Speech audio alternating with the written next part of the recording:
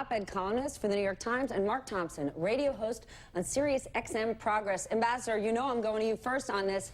Can you set up a summit like this complicated, with less than 2 weeks to go? Sure you can. I mean, Joe Hagan can handle the logistics. They've done logistics in far less time than he has there. In fact, the White House is calling it a pre-advanced team, meaning they'll have other people coming in. So that, I think, will be squared away. The big issue, of course, is what's going to be in this joint communique. Now, Sung Kim and Choi Sun-hui, they both worked very hard on this for 4 years during the Bush administration. They know precisely what the problems were. They knew what North Korea agreed to, that is the complete abandonment of all their nuclear weapons, so they know that. But they also know what tanked the summit, what tanked the process, which was North Korea's failure to give any kind of verification protocol worthy of the name. So I'm sure there's a lot of focus on that, and given the fact that the president really wants us to move very fast, I'm sure there's an effort to kind of look at what could be a kind of quick start. For example, do you want international people to come in and take control of the fissile material? Is that something that can be done? So I would say, you know, on the whole, this is going forward. Clearly, our president wants this, and he's really not worried about detractors or skeptics. He's just going full bore on this, and to quote him, we'll have to see what happens.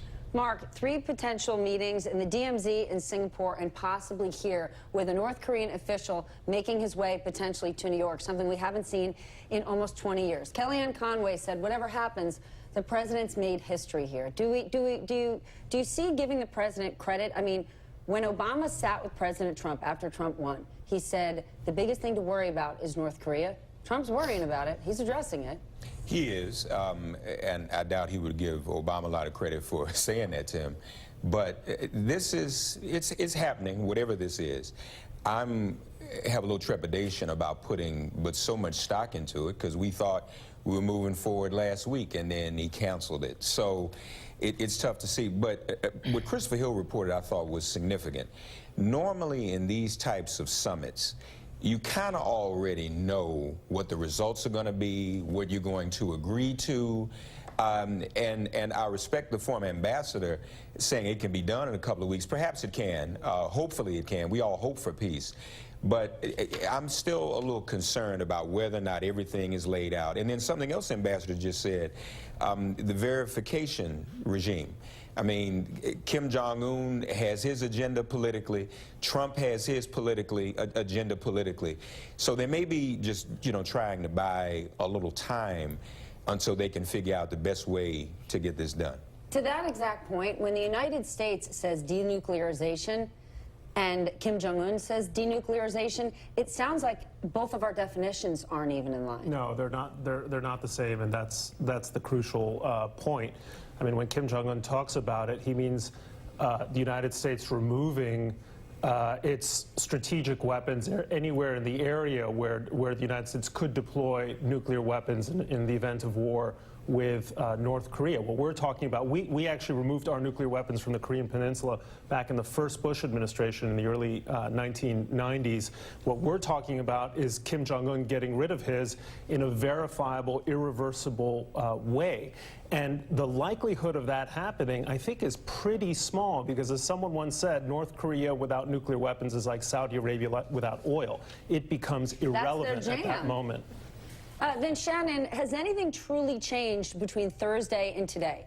If our two nations don't fundamentally agree on what denuclearization is, and that's the center of all this, is there real progress happening, or is it window dressing? I think that's what gets to the core of the issue, that we might be able to agree on a meeting date and a meeting place and be able to put logistics together for a meeting. But the big question from the very start is this just going to be a photo op, or is this going to be a meeting where something actually comes out of it? And there were a lot of foreign policy experts saying after this meeting was called off on Thursday that this was actually a good thing, because it could give the U.S. a chance to pause, take a breath, do some of that diplomatic groundwork that is typically done before one of these meetings, Koreans so that when you do get the two leaders in the room together, there's something that can come out of it.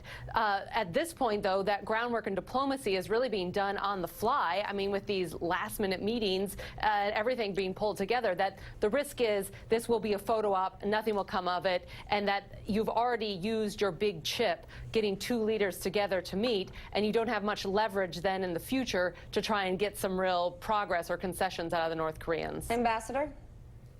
Well, I think this is going to come out in the wash. I mean, if the North Koreans don't agree to a joint statement that lays out denuclearization, that is getting rid of their nuclear weapons, having them put under control by international elements, then I don't think we're going to go very far.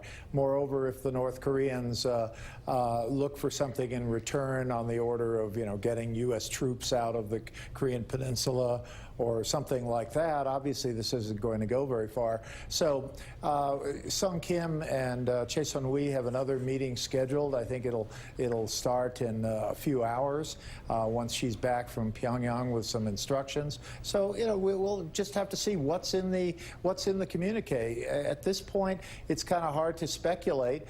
Certainly, I think it's worth following, and I commend the administration for doing that. And I think they've got people deployed, which is what they should have done in the first place. And I think it's very important that they've stopped with these kind of media opportunities. We're not hearing John Bolton talk about the Libya model, whatever he means by that.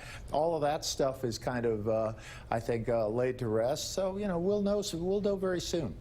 But what they're looking for, Brett, almost seems like an Iran deal. If it's suspend nuclear activity, dismantle infrastructure, make sure we can inspect every facility to ensure that you did this in exchange for economic help and security guarantees, that sounds like the Iran deal. Not really, because we don't want to have sunset clauses that allow North Koreans in some point in the future to resume production of nuclear material.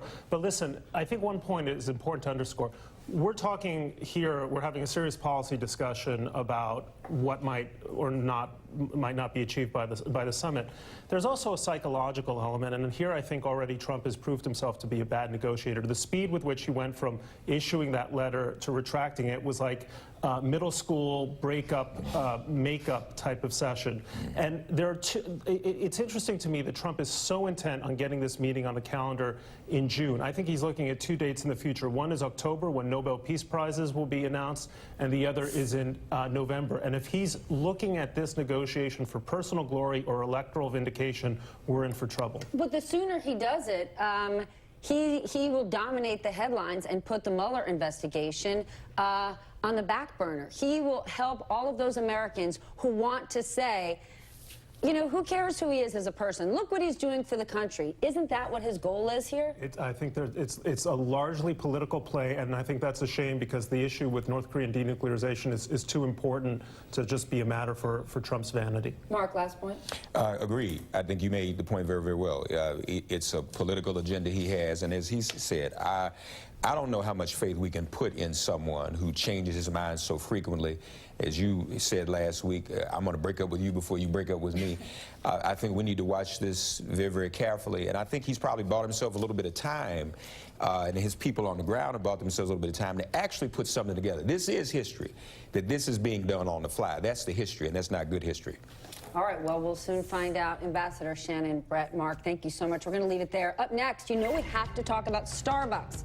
Stores across the country closing early today. That's 175,000 employees sitting down for some racial bias training. Is it a PR saving face move or a real change in how corporate America deals with race in this country? But first, you got to watch this. If you